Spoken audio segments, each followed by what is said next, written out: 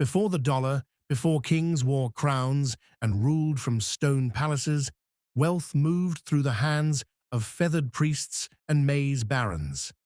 In the world of ancient America, riches came in many forms: ceremonial sashes, scarlet macaw feathers, turquoise mosaic masks, and sacred obligations woven into cycles of tribute and ritual.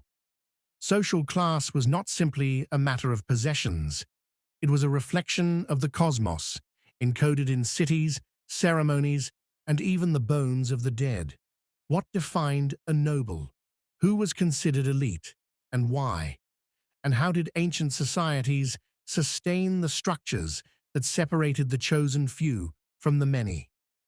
Today we journey into the hidden economies and sacred hierarchies of a world too often misunderstood. In many parts of the ancient Americas, class wasn't just marked by material disparity, it was marked by spatial and spiritual arrangements. From the height of a platform mound to the burial offerings placed with a ruler's remains, indicators of rank permeated every aspect of life. These distinctions informed who one could marry, what one could wear, and even the type of language one could speak. As we travel through these ancient societies, we'll uncover a sophisticated, often astonishing picture of wealth that challenges our assumptions. Welcome back to Untold Secrets of Ancient America. This is Echoes of America, and this is wealth, tribute, and social class in ancient American societies. To understand ancient American wealth, we must first set aside our modern lenses. Wealth in these societies was rarely about currency, accumulation, or ownership in the sense we know today. Instead, it was performative, relational, and symbolic. Power was shown through generosity, through control of sacred items, and through access to esoteric knowledge. Let's begin in Cahokia, the great mound city of the Mississippi Valley, where over 20,000 people lived in a city centered around massive earthen pyramids. At the center stood Monk's Mound, 10 stories tall and flanked by ceremonial plazas and Woodhenge-like solar calendars. In Mound 72, archaeologists discovered a burial of a single elite male interred on a platform of 20,000 shell beads arranged in the shape of a falcon. He was buried alongside more than 250 others, many of them sacrificed. This wasn't a common burial, it was the interment of someone who embodied both worldly and supernatural power. The shell beads, imported from the Gulf Coast, represented trade, influence, and sacred symbolism. These were tokens of alliances, signs of prestige, and offerings to the powers that governed life and death. Further west, in Chaco Canyon, we find great houses like Pueblo Bonito filled with storage rooms, ceremonial kivas, and rooms sealed off and filled with turquoise, over 50,000 pieces in one burial chamber alone. These precious stones were not for trade or decoration. They were offerings. They marked status, yes, but also served as conduits of spiritual energy. The elite in Chaco controlled not just goods, but ritual schedules, astronomical knowledge, and food redistribution. Their wealth lay in their ability to coordinate the cosmos for the benefit or the manipulation of their communities. In Mesoamerica, jade held the highest spiritual value. In the tombs of Maya kings, jade masks, beads, and plaques adorned the dead. The deeper the green, the greater the prestige. Cacao beans functioned as currency, but the real wealth was in tribute cacao, grown by peasants, controlled by the elite, and used in feasts and offerings. Obsidian, imported from hundreds of miles away, became both tool and treasure. In these civilizations, material goods were not just items, they were expressions of cosmic order. Andean societies followed a similar principle. Gold, for the Inca, was not for economic exchange. It was sweat of the sun, reserved for temples, thrones, and religious iconography. The real wealth of the empire was in textiles. The finest garments, woven from vicuña wool and dyed with rare plants, were more valuable than gold. Only the elite could wear certain colors or patterns. Garments became status, law, and theology woven into cloth. Each warp and weft told a story. Each hue announced one's place in the divine order. In every region, wealth was inseparable from symbolism. It was not just what you had, but what it meant, how it was displayed, and who recognized your right to possess it. While wealth marked the elite, tribute was the engine that sustained them. Tribute was not taxation in the modern sense. It was a sacred obligation, a cycle of reciprocity, authority, and cosmic balance.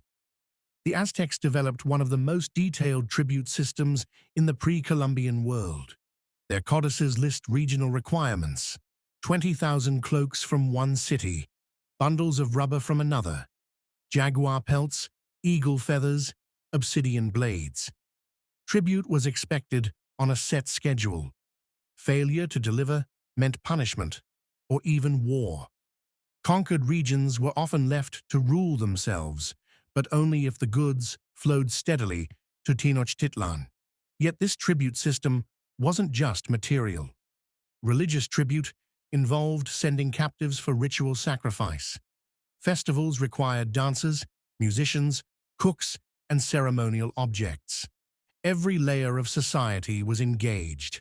The entire empire moved in rhythm to the calendar, and tribute was the heartbeat. In the Andes, the Inca practiced mita, a rotational labor tax. Each community sent a portion of its population to work on state farms, mines, roads, or temples. The laborers were fed, housed, and clothed by the state, but the wealth they produced flowed upward. Warehouses, called kolkas, lined the empire's highways, stocked with maize, quinoa, wool, and dried meat. The Inca elite redistributed this surplus during festivals or times of famine. Control of labor was control of time itself. Closer to the heartlands of North America, Mississippian chiefdoms operated tribute systems through a mixture of religious duty and social obligation.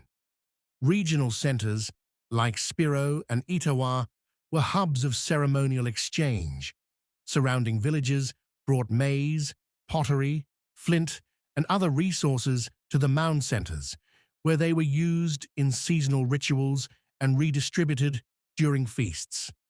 The practice wasn't just economic, it was cosmological. Chiefs were seen as the axis between worlds. The tribute they received maintained not just social order, but cosmic balance. Without tribute, the sun might fail to rise, rains might not come. These weren't just payments, they were acts of devotion. Even among less centralized societies like the Iroquois, forms of social tribute existed. Clans contributed to communal resources, hosted councils, and participated in rituals that reinforced shared authority. Obligation wasn't enforced by armies. It was encoded in kinship and protocol. Tribute created and maintained elite status. It ensured the elite had goods to give, feasts to sponsor, and power to enact. Without tribute, the class system would collapse. With it, rulers stood as conduits of divine and material flow. The direction of tribute was a map of power, drawn in goods and gifts, responsibility and respect.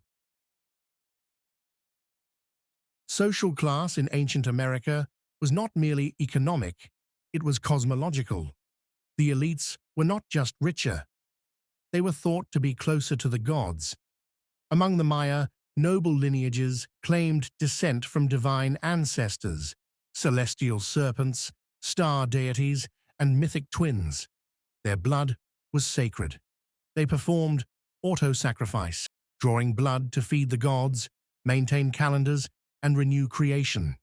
Below them were scribes, artists, architects, specialists of sacred skill. Then came the farmers, warriors, and merchants. At the bottom were captives, debt slaves, and those taken in war. The Maya word for noble, aja, also meant lord, speaker, or he who commands. It was not just a role, it was an ontological state. Elites lived in elevated homes, wore distinct headdresses, and spoke in specialized poetic language. They could access the flowery world, a realm of spirits and ancestors. They didn't just lead, they mediated the cosmos. In the Inca world, hierarchy was visible everywhere. Sapa Inca, the emperor, was believed to be the literal son of the sun. He could not be looked at directly. He was carried above the ground, walked upon flower-strewn paths, and wore gold-threaded tunics. Below him were the noble Elis, lineage groups with ancestral authority. Even hairstyles signaled rank. The most exquisite weavings were reserved for the elite.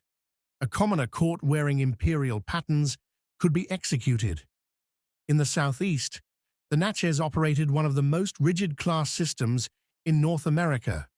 The sons ruled at the top, followed by nobles and honored people. At the bottom were stinkards, laborers, and commoners. Marriage between classes was strictly regulated. Children inherited status based on maternal line, designed to preserve elite bloodlines while providing strategic upward or downward movement. Some societies offered more fluidity. Among the Northwest Coast peoples, status could be gained through potlatches, ritualized gift-giving events. The more you gave away, the higher your prestige. Copper plaques, canoes, and preserved salmon were lavished upon guests. Elites could elevate their status or risk losing it through these competitive displays. Even where hierarchies were subtle, they shaped daily life. Who ate first, who spoke at councils, who received visions or carried sacred bundles, these roles were marked by social standing. Social class was not just enforced through rules, it was made sacred through ritual, space, language, and the very design of cities. Rank became embedded in architecture, art, and memory itself. When we talk about wealth and class in ancient America, we're not just talking about who had the most stuff. We're talking about entire cosmologies built on flows of tribute, webs of obligation, and layers of spiritual legitimacy. In these ancient worlds, to be wealthy was to be embedded in sacred cycles of maize, of time, of stars. To be elite was to carry a burden, to feed the gods with blood, to govern the calendar, to redistribute in feast what you received in tribute. Many modern historians once dismissed these societies as egalitarian or primitive, but the evidence, from mound burials to imperial codices, tells another story. It tells of complexity, of ambition, of systems as advanced and nuanced as any in Eurasia or Africa. And yet these systems also crumbled. Some collapsed under the weight of their demands. Others were undone by colonization, plague, and war. But echoes remain, in oral traditions, in sacred objects, in the bones of the earth. The ancient Americans didn't just build cities, they built hierarchies of meaning. And through those, they explored what it meant to live in balance with the land, the gods, and each other. In the end, the question of wealth in ancient America isn't just economic, it's existential. It asks, what do we value and why? And how do those values shape the very structures of the societies we live in? Wealth in ancient America was never just about accumulation. It was about balance, obligation, cosmic legitimacy.